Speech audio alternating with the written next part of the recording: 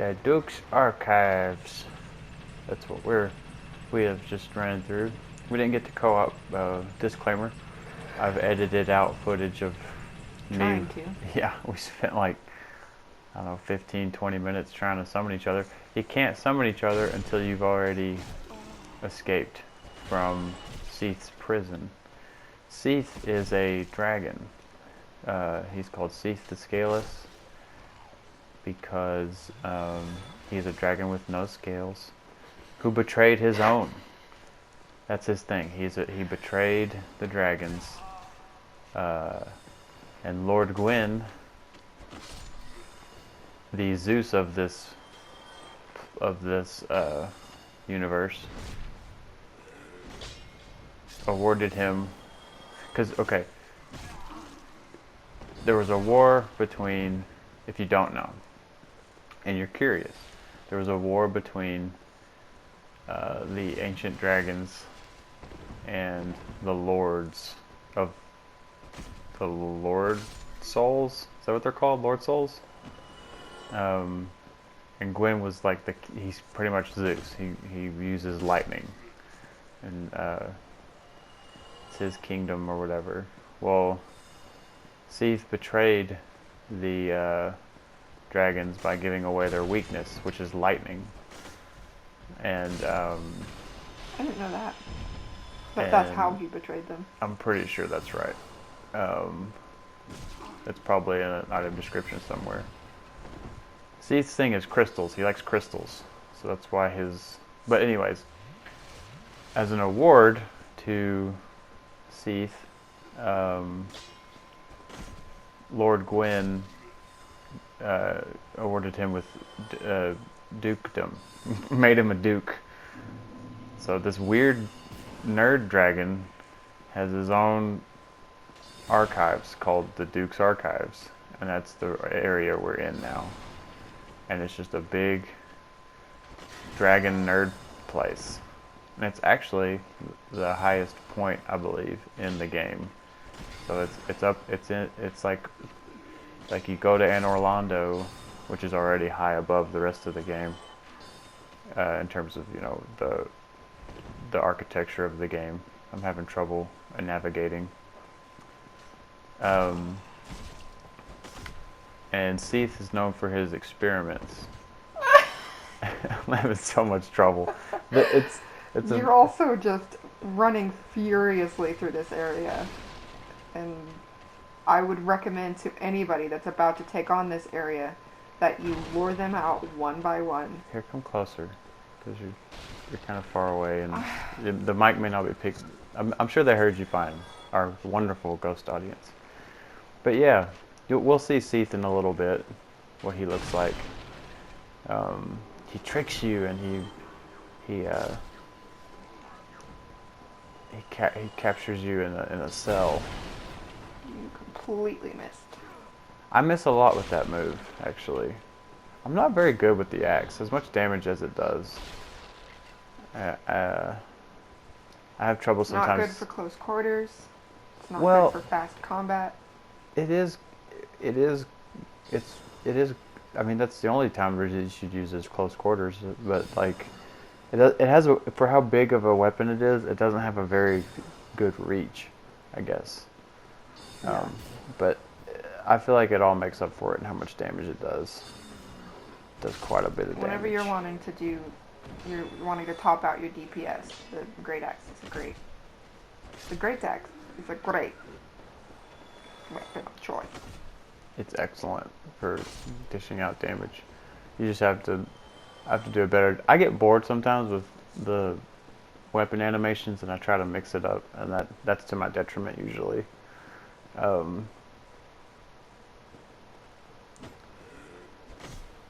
But yeah, Duke's Archives. It's kind of a boring area. It's one of my favorite areas. Not to play, but to look at. It's cool in terms of just lore, and I mean it's run by this big nerd dragon that does experiments and stuff. Yeah. And Priscilla, which we'll run into later, was, I guess, a successful experiment. Where did you learn this? I didn't know. I thought you knew this. No. Um, at least that's. I feel like that's speculation. So I may be wrong, but there's the failed experiments that are in the dungeon, and then Priscilla was like a successful one. Is that just like? That could be you just taking a speculation. guess, No, or- that's I wouldn't have said that if I hadn't have read it or heard it Right. somewhere. Huh. But it makes sense. She has a dragon tail, and you know she's Would he have let powerful. her out into the world if she came out a successful experiment? Someone might have moved her. I'm not. We'll have to look into the lore on that because I'm Yeah. not. And we didn't actually get to the the main boss fight, which is what we're gonna do next. I haven't even made it to my bonfire. I try to take this area really slowly, and I was getting places, and I got smashed, and I got Wait a really minute. frustrated, so I stopped. Oh wait, yeah. So right here is where I cut off. We spent quite a long time. Trying to get connected. Yeah, and then I looked up on GameFAQs. This one is yours, I believe. Why'd you move that? Because I didn't want you to put it on my laptop. Well, why don't you move the laptop? This is a table, not Parker's laptop table. That spot is the laptop spot. Well, there's no other room on the table. We have a crap table with like one pane. We make it work. You got you. I know, because I Perfect thought table. that I would fix it. I fixed it. It works very well. It's a great table. We're gonna have to turn the air on after this. It's hot. It's gotten warm. But we don't like to have the air on because it's so loud. You can definitely hear it. We like to have the air on, but not when we're recording. Right. Thank you. Again, look how far you are. Parker, I'm sitting up straight. That's so. It's the camera's fault.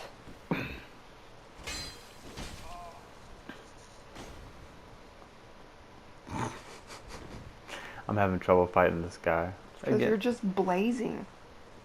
What do you mean? You're like, run, run, run, smash. Oh no, I got hit. Half my health is gone. Run, run, run, smash. I'm just not that confident with the great axe. Yeah. Oh man. He almost got me. He totally. I was trying to be fancy and Jump attacking. I'm usually pretty okay at parrying, but I've been playing kind of poorly recently. I don't know if it's because I'm still not used to the great axe or I'm just. Because you're hurrying. Well, I'm thinking about our time. Like I don't want to take too much time. 30 minutes is just about right for our commentary purposes. But yeah, we're coming up on what you think is a boss fight. Yeah, stay down. What? I was trying to make it, give some character to the action. What? It was interesting. What was wrong? There was nothing wrong with that. Point down as something that shouldn't exist. What do you mean? Exactly what I said. I was telling them to stay down, because he's down. He's down and I'm up. Parker's like, what does that mean? What? Yeah, I was like, what ring? What are you talking about? And then Taylor's like, the ring of sacrifice. I'm like, oh. So I didn't move. It was a good thing I didn't move. I had time to put on the ring of sacrifice. Because he's going to kill you in this part. There's nothing you can do about it. Yeah. So you get kind of a good look at him if you don't move for a second. I was going to try to equip but it was too late. I was too late. He's so cool. I mean, obviously you want to hate him for what he did. He betrayed the ancient dragon. And I guess he had a chip on his shoulder because he wasn't like one of them? Well, he doesn't have scales. Yeah. So I'm guessing that's why he has issues. I just think he's really cool. He's he's literally a bald dragon that loves magic and reading. But he's also pretty much evil. So He's a nerd dragon. He's a dragon, you know. Oh, I thought that was a rabbit. That's your hand. yes. He is a dragon in a, I guess, a man's world, in the age of man. And he is he probably lives in fear because the man who eradicated his species is like his boss and king, I guess. And if Gwen ever got tired of him, he knows exactly how to deal with him. So I'll explain. That the ring of sacrifice. If you're wearing it when you die, you'll keep your souls, but the ring will break. So yeah, I got to keep those souls. You pretty much never, like, I think you can get 4 or 5 throughout the game, and there are very few instances where you will actually need it, and that is one of them. That's probably I totally had never thought about it until I read that, just now I read that sign, that soapstone message, and then Taylor was like, Ring of Sacrifice. I was like, oh. So yeah, it was a good thing I didn't move, because if you don't move right as you go in, he'll just kind of look at you like, what are you doing? You're not gonna attack? Well, here, just wait a second. I'll attack you, but just wait a second. And I also forgot what I was supposed to do here. Yeah, it's been a long time since either of us played this area, so it took us it was like the first time, kind of. Got him. Sleepy guard. I'm really excited about the DLC, because I never got to Ulasil proper. Like, I didn't get to the rundown city. Past Artorias to that next bonfire. Yeah, and there's a lot of fighting going on there, right? Yeah, that's like the fighting ring central.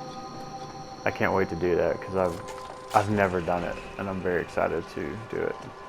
So Seath has experiments, and these apparently are his failed experiments, where I think he like transforms women into these creepy tentacle-y monsters, and the music that's playing drives them crazy, I think.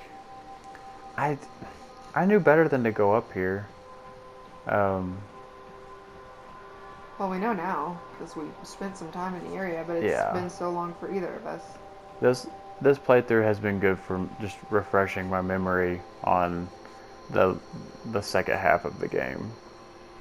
I feel like I'll be more familiar with, because for some reason I really enjoy, especially if I prepare for it properly, I really enjoy.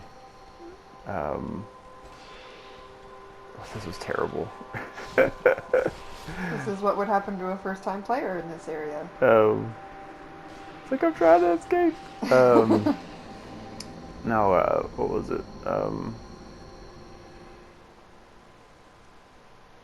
I can't think. Tomb of the Giants. Is that what it's called? Tomb of the Giants? What about it? I actually really like that area. Oh, and I hate it. I will explain why I hate it. Among other reasons, I have sensory processing issues. I already have a hard time seeing in dim light in real life. Did you see what happened? Yes, I did. That was weird. So Tomb of the Giants is an actual nightmare. Well, as long as we get... You got the sunlight maggot Yeah. thing, so I'm gonna... She didn't kill Slayer. No. Don't. I saved him on the previous playthrough. We haven't done any NPC stuff. Solaire might be Lord Gwyn's son, but we're not sure. There's so much going on in this game. It's so much fun to like talk about and speculate. But while we're here at Duke's Archives, I mean, basically, yeah, it's just a nerd dragon's home, and this is where he does his research, and this is his crystal dungeon where he keeps his experiments. And so, yeah, I would imagine it's like he's in hiding, like you say. He's sort of afraid someone's going to come take the Lord's soul from him, which is why we're here. And so he's obviously taken measures to prevent that. Yeah, he's got a fort. Soldiers. He's pretty powerful, obviously. I'm guessing he's just been during this whole time he's just been rotting away, just in fear. So he's been consumed by fear, and he has this special cave that he resides in. That's where we'll fight him, but we won't see that till next video.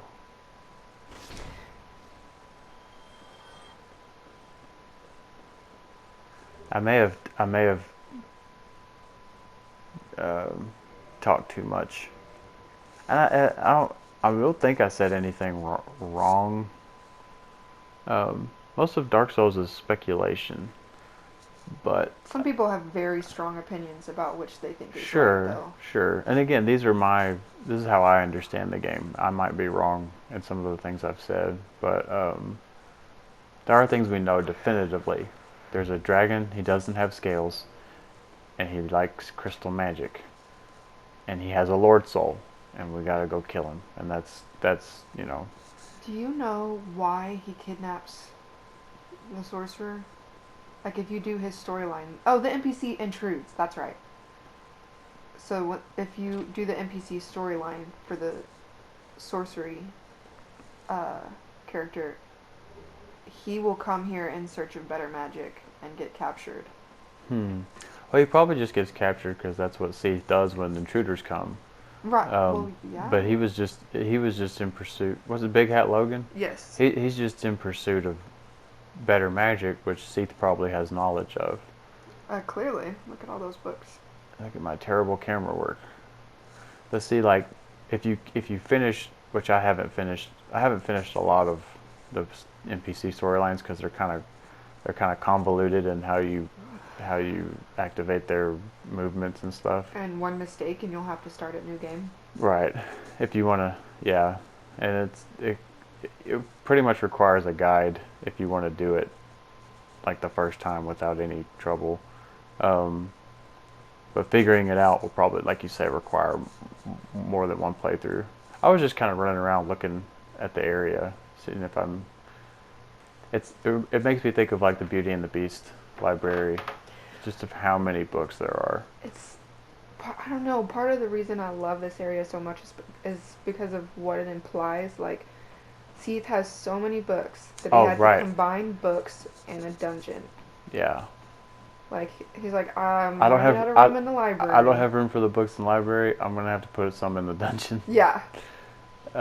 Every wall. It was probably convenient for him, because I imagine he's like crawling around in here while he's doing the experiments, and he's like picking books out, and he's like looking at them with his big dragon hands, and he's like, oh, these pages are too small. Oops, I ripped that page. It's all ridiculous, but it's awesome. Like I love. How does he read these books? He might just do it with magic. Like he might just open them. Like he might levitate them and like sniff and blow a page. He may have Crystal Army or his Crystal Army reads it to him. He teaches them to read before he turns them into crystal monsters. There's definitely space for him because like all the ceilings are really high. Yeah. But you initially look at it, you wouldn't think a dragon hangs out here, but yeah, this is where he does his thing. And this is probably where he gets weird with his experiments. But like what I was saying with Big Hat Logan was that if you finish his quest line, he goes mad, which I think is a nod to like Lovecraft and stuff. It's like the more knowledge you pursue, yeah, because he's trying to find that. It's the same thing with the pyromancer. Yep. You give him, if you teach him the black pyromancies from, where is it? The Great Swamp? Probably the Great Swamp. I don't know if they're called black pyromancies. But I know that they're like Chaos? black fire, yeah. Something like that. They might be called from one of the Izalith. I'm not sure. There's lots I'm not sure about. But I do know a little bit about this game. Every chest from now on I'm going to hit. Because I'm too lazy to remember. The way the chain turns? Yeah. I do it just because I think it's quicker. Just to hit it first.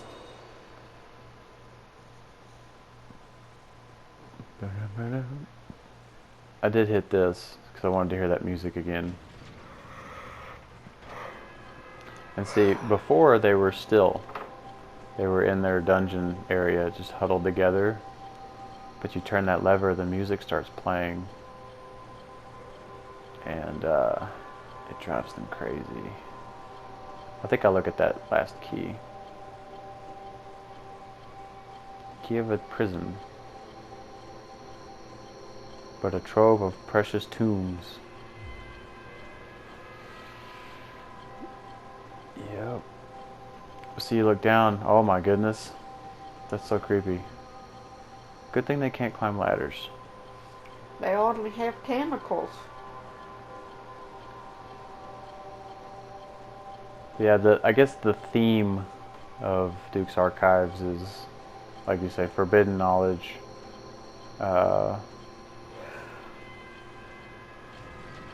Corrupted power. Crystals. That would be more like a motif. Yeah, okay. Thank you, my smart English wife. English major wife. So I just try to systematically take all these guys, or they're supposed to, I think they were once women, I think. There's two of them that imply that, were they daughters of Gwen, or were they, who are those two that are, there's two of them that are in a corner crying, and they sound like humans crying. Oh, fun fact, I'm pretty sure that the half dog, half crow creatures in Bloodborne use the same sound when they die, as these things do. Sounds very similar, at least. Yeah, they may be remixed in some way.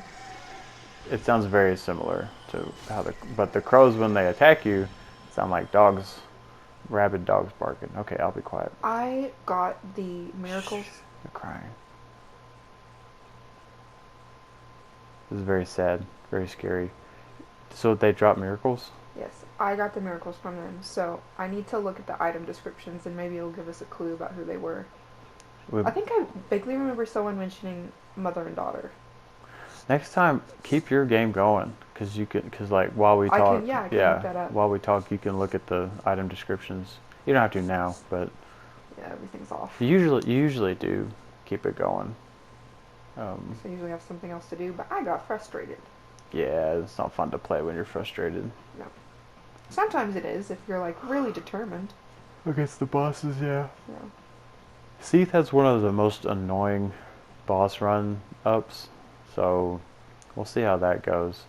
There's invisible floors with Seath, but they do give you an interesting way, couple interesting ways to figure that out. The path, which you will see in the next video. What? Your face looks like you're about to burp or something. I actually, but it kind of died. But yeah, I'm actually kind of proud of myself a little bit. I had something I wasn't sure what I was going to talk about, and then I had this memory flood come back. I kind of hesitated because I was like, should I kill them? They seem to be suffering. But then I was like, I don't need those miracles. I'm just going to leave them alone and pretend that they have a happy ending somehow. Yeah. But you are the harbinger, like you are like the role you play in this game. Bringing on the apocalypse. Right, so. Or postponing the apocalypse. Right, either or. I accidentally became the Dark Lord because I just went back. I don't know why I didn't do the bonfire. I just walked back. Well, some people are like, oh, I want to go back and farm for some more materials or something like that. And then they get the Dark Lord ending, yes. Which is what I got. I wanted to choose the Dark Lord ending, but I did not mean for it to happen right then. There's no indication that that's how you're going to do it. We're spoiling a lot of things for people that may be on the first playthrough. It's all good. If they're watching this, they don't care about spoilers. That's probably true. Um, Although I used to watch an area, like videos on an area, after I completed that area. So maybe we need to put like a notice at the beginning of each video that there will be spoilers for the rest of the game. yeah, anything's up for like I'll talk about most anything I can remember. There's so much in this game that I have forgotten, and that's why I want to do these playthroughs so I can retain my memory of the game and have a proper appreciation for the art and reinforce my enjoyment, because doing these post commentaries is a lot of fun. For anyone that is really interested in like a deep dive in these games and they need something to listen to while they farm for stuff, or a little bit of background. When I first really got into Dark Souls, before I bounced off of it pretty hard, I got to Anor Londo and I messed up and I upgraded my gargoyle halberd to a lightning gargoyle halberd, which it lowered my damage output. And so I kept farming in Anor Londo against the Silver Knights to level up. Well, I got really bored and was just like, I need to like listen to music or find a podcast. Well, while I was farming, I listened to this podcast called Bonfireside Chat, and their season 1, pretty much all their stuff's good with the Dark Souls. I don't agree with a lot of their Dark Souls 3. I think they got burnt out, honestly, by the time Dark Souls 3 came out. People had such high expectations for them because they did such a good job with season 1 of the podcast, the Dark Souls thing. They just go area by area and just talk about it, talk about the lore, the items, and like all the stories for the NPCs and stuff. And it's some of the best video game podcasting. I think the name of the network is called Duck Feed, and they have some other podcasts, but that podcast, Bonfireside Chat, was one of the things that just got me really into Dark Souls, and it reinforced my love of just listening to those guys talk about it was super cool, and they're very comprehensive and they're fun to listen to because they have a lot of cool stuff to say. But yeah, check out Bonfireside Chat if you're because I'm just, we're just talking about it after we play through it. We're not really trying to be We're not doing a lore-centered playthrough. Yeah. We'll talk about lore for sure, but a recommendation, I'm also going to recommend Aegon of Astora. Oh, he's good. That I watched his videos quite a bit, and he goes through in his Let's Plays area by area, and he gets his binoculars out and he looks at all the details, and he tries to connect things that he knows based on item descriptions, sometimes even enemy placement or item placement. I just think he loves these games and makes you love them more. I think one of the best. I haven't really watched his stuff. I don't really watch people play video games a lot. But I've heard that Epic Name Bro is one of the best. His playthroughs of Dark Souls are really, really good. I can't think of anyone. There's probably a bunch that I'm not. I watched some Fightin' Cowboy, and he obviously loves the game. There are a lot of pluses because he knows the game so well that he does really detailed walkthroughs. Mm-hmm. So if you're wanting to find all the items or do a 100% playthrough, he's a really good one to watch. But he does not care about like NPC dialogue. He doesn't care about slowing down. And, he just wants to beat the game. Yes. So yeah. You're gonna get positives and negatives with each person that does each game, because Aegon, it's like 3-hour videos just for looking at the area, and That's this awesome. Other guy, he'll blast through an area in 15 minutes, so it's a balance. That's something I love about. That's what's so cool about Dark Souls, is that like it leaves room for that stuff. Mm-hmm. And even however you experience it, like a lot of people just, oh, it's hard, I just want to beat it because it's a hard game.